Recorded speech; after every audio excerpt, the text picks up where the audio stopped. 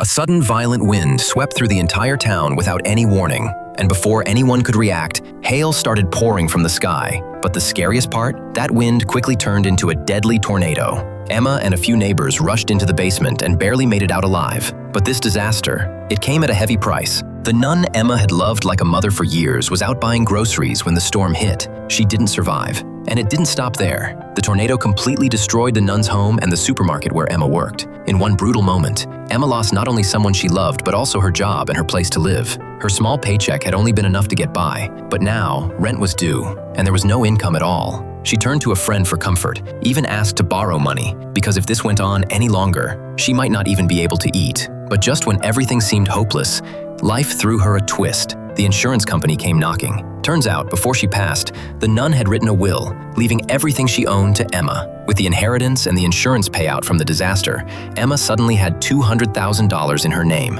It was more than enough to get back on her feet.